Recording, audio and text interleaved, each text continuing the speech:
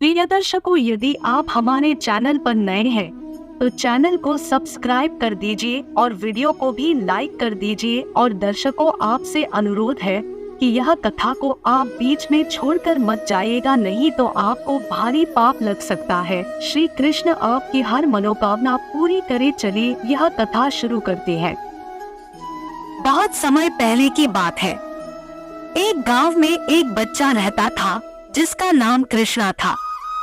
उसके जन्म के कुछ समय बाद ही उसके माता पिता का देहांत हो गया था।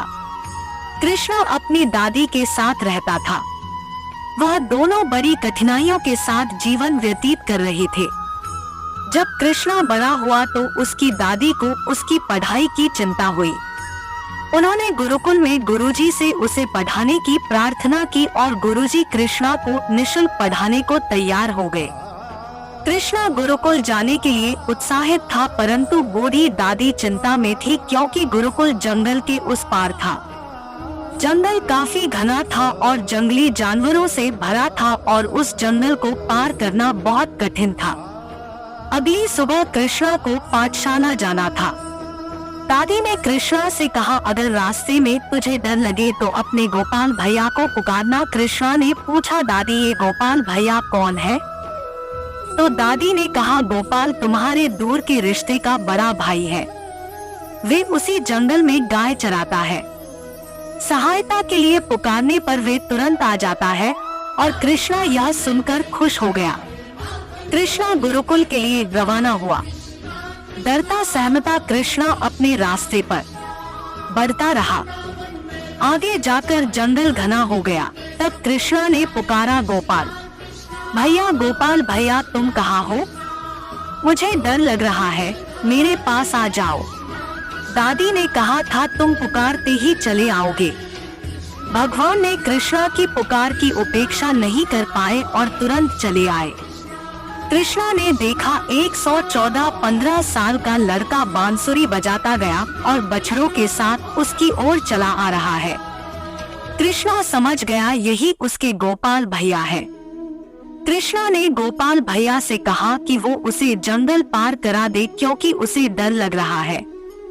गोपाल हंसते हुए बोले, कृष्णा मैं आ गया हूँ, तुम्हें डरने की जरूरत नहीं है। उन्होंने कृष्णा को जंगल पार कराया।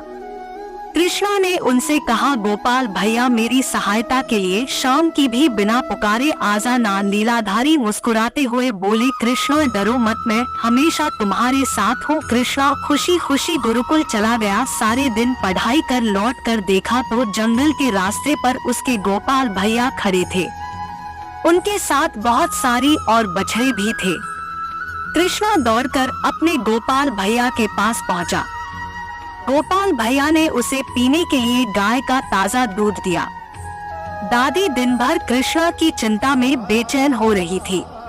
शाम को कृष्णा को आता देख दादी की जान में जान आई। उन्होंने कृष्णा से पूछा, जंगल में डर तो लगा? कृष्णा ने दादी को सारी कहानी बताई। दादी ने सोचा किसी चरवाहे ने इसे जंगल पार कराया होगा। अब यह रोज का नियम हो गया। गोपाल भैया कृष्णा को गुरुकुल से घर और घर से गुरुकुल छोड़ा करते थे। एक दिन गुरुकुल में गुरुजी का जन्मदिन मनाया जाना था। सभी बच्चे कुछ न कुछ ले जाने वाले थे। कृष्णा की दूध लाने को कहा गया। कृष्णा ने दादी से दूध मांगा तो दादी ने कहा, बेटा हम तो गरीब हैं, खाने के भी पैसे नहीं हैं। दूध कहाँ से लाए? उदास कृष्णा गुरुकुल की ओर चल दिया। जब रास्ते में लीलाधर आए तो कृष्णा को उदास देखकर उन्होंने उसकी उदासी का कारण पूछा। कृष्णा ने सारी बात बताई। तब भगवान ने उसे एक छोटी सी लुटिया में दूध भर कर दिया। कृष्णा बहुत खुश हुआ और गुरुजी की पत्नी को वे लुटिया दे दी। इतनी छोटी लुटिया देखकर वे हंसने लगी। उन्होंने वह दूध खीर के बर्तन में उलट दिया। लेकिन यह है क्या? लुटिया तो खाली ही नहीं हुई। बार बार दूध उल्टे पर भी वह लुटिया खाली नहीं हो रही थी। उन्होंने गुरुजी को पुकारा।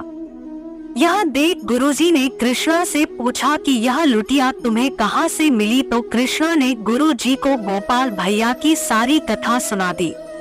गुरुजी ज्ञानी पुरुष थे, वह तुरंत समझ गए यह लीलाधारी की लीला है। उन्होंने कृष्णा से कहा, मुझे भी अपने गोपाल भैया से मिला दो। कृष्णा गुरुजी को लेकर जंगल में पहुंचा तो वहाँ कोई नहीं था। उसके बार बार पुकारने पर भी गोपाल भैया नहीं आए तो वह रोने लगा। अब भगवान तो भक्त को ही दर्शन देते हैं, तो उन्होंने दर्शन के बदले एक तेज रोशनी से गुरुजी को अपने ज्योति रूप का दर्शन दिया। दोस्तों, ये थी लीलाधारी भगवान श्री कृष्ण की सत्य घटना पर आधारित एक रोचक कहानी। आगे भी इसी प्रकार की रोचक कथाओं के लिए और हमसे जुड़े रहने के लिए हमारे इस चैनल को सब्सक्राइब करना ना भूलें। प्रिय दर्शकों, मुझे उम्मीद है कि आपको यह कथा पसंद आई हो। यदि आपको यह कथा पसंद आई तो वीडियो को लाइक कर दीजिए और चैनल को भी सब्सक्राइब कर लीजिए और यह वीडियो को अपने दोस्तों और अपने परिवारजनों के साथ शेयर कीजिए, जिससे कि बाकियों को भी पता चले श्री कृष्ण जी की महिमा के बारे में। आपका बहुमूल्य टाइम देने के लिए धन्यवाद। जय श्री कृष्ण।